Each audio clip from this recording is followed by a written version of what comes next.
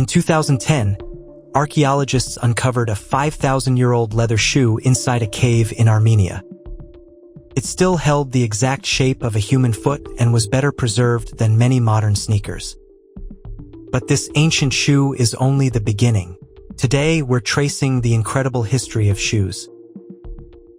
From Ice Age foot coverings and ancient leather boots to the invention that transformed footwear forever, revealing how thousands of years of innovation eventually led to the sneakers we wear today. Picture Ice Age Europe 40,000 years ago. A small group of early humans crosses a frozen wilderness. Their bare feet sink into the snow with every step. Frostbite, sharp rocks, and infections made every journey dangerous. A simple foot injury could become deadly because there were no doctors or medicine. Anthropologist Eric Trinkaus discovered something unusual in ancient bones. Human toe bones from this era became thinner and weaker, suggesting feet were no longer exposed to the same pressure. Somewhere in this frozen world, someone wrapped animal hide around their feet for the first time. No one knows their name and no monument remembers them. But this simple invention changed human survival forever. Without protection, frozen regions remained almost impossible to explore. A single injury could end a hunter's ability to survive. Leather coverings allowed humans to cross colder landscapes, follow prey across frozen rivers, and migrate into new territories. A simple piece of animal hide may have quietly changed the course of human history. Thousands of years later, the first physical evidence of this invention would finally appear. In September of 1991, two German hikers crossed a melting glacier in the Ötzi Alps. They spotted something dark protruding from the ice. At first, they assumed it was garbage left by a careless mountaineer. It was a human body frozen for over 5,000 years. Scientists later named him Otzi, after the mountains where he was found. He lived around 3,300 BCE during the early Copper Age.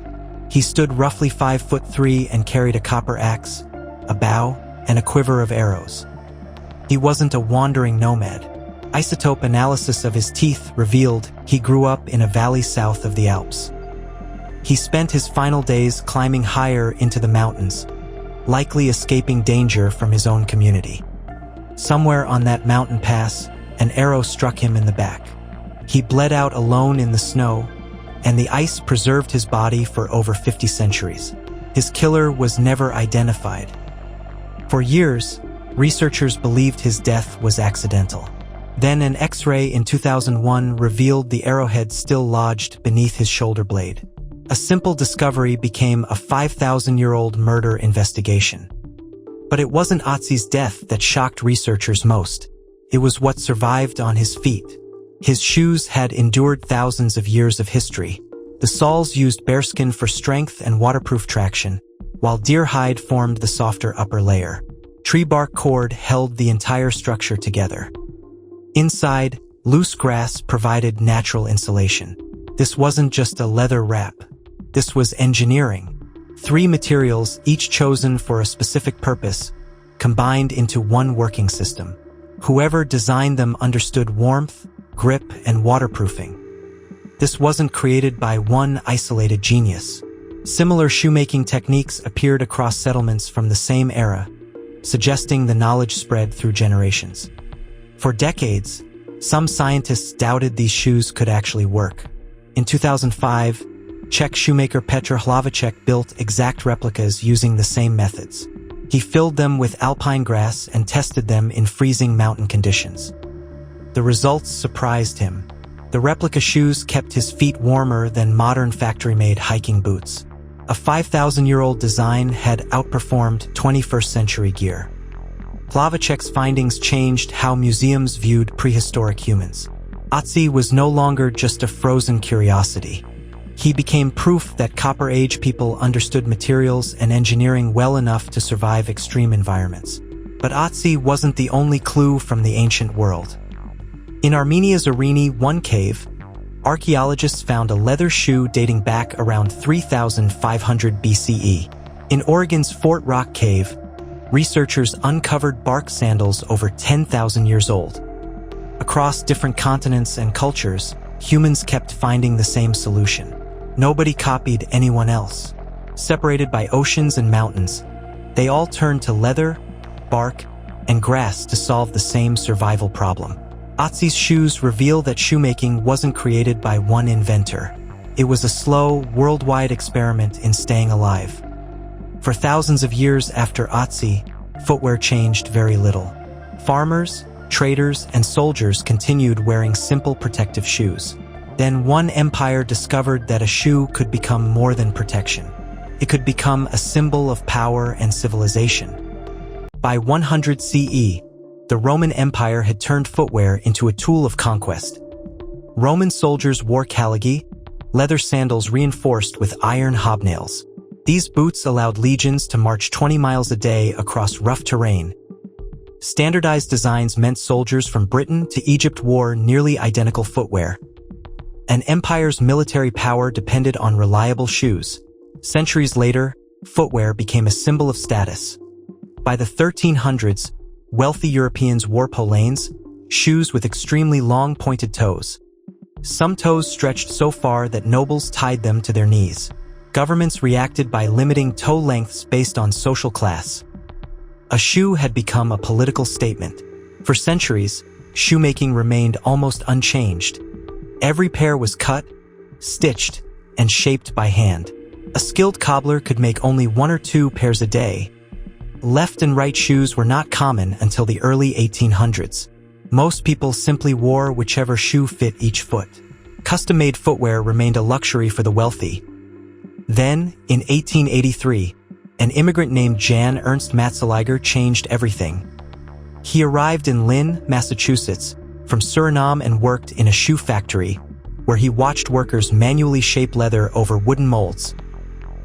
Despite facing discrimination and limited opportunities, Matzeliger studied the process alone and believed machines could replace hours of manual labor. His early designs failed repeatedly, but he continued rebuilding his invention. After years of work, his shoe-lasting machine finally succeeded. The machine could shape and attach a sole in under a minute, doing the work of several skilled workers.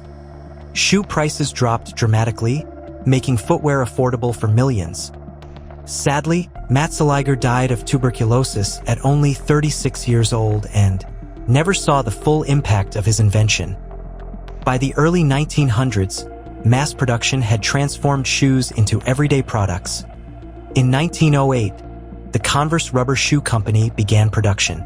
Later, basketball player Chuck Taylor helped turn their canvas sneaker into an icon. In 1971, Nike co-founder Bill Bowerman created a new sole design by experimenting with a waffle iron. In 1987, Nike introduced visible air cushioning, revealing technology inside the shoe. Then came the 1985 Air Jordan, created with rookie basketball star Michael Jordan. The NBA banned its bold colors, but that controversy became one of the greatest marketing moments in sneaker history. Nike turned the ban into a legendary campaign, and rival companies rushed to sign their own athletes. Sneaker sales exploded. The shoe was no longer just protection or sports equipment. It had become culture. Today, the global footwear industry generates more than $365 billion every single year. A single rare Air Jordan pair can resell for tens of thousands of dollars at auction. Sneaker culture now supports entire resale marketplaces, conventions, and full-time careers. None of it exists without Matzeliger's forgotten lasting machine.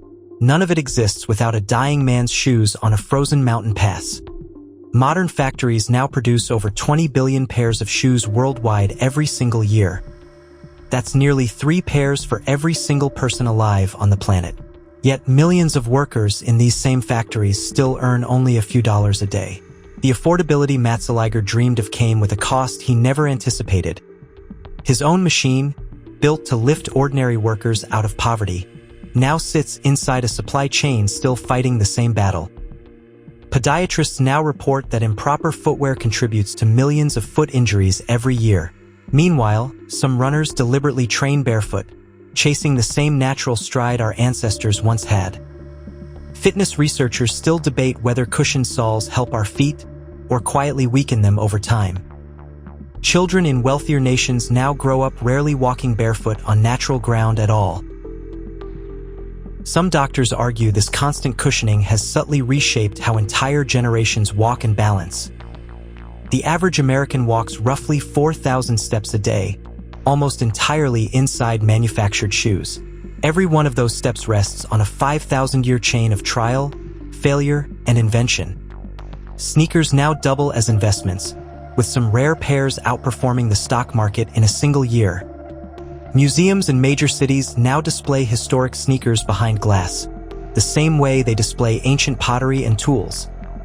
A teenager, lining up outside a sneaker store at dawn, is chasing the exact same instinct that drove Ötzi's community to perfect a boot. Status, identity, protection, and survival have always been tangled together in whatever we choose to put on our feet. Think about your own closet for a moment. Somewhere in it sits a pair bought for comfort, and another bought purely to be seen in. That split identity traces directly back to Rome's hobnailed boots and medieval pointed shoes centuries ago. Even language carries the weight of this history. We still say someone died with their boots on, echoing centuries of soldiers and laborers.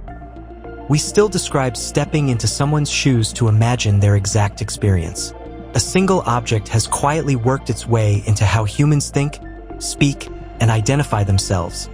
A Copper Age traveler's grass-stuffed boot and a modern Air Jordan solve the exact same ancient problem. They protect the most vulnerable part of the human body from a hostile world. The materials changed completely.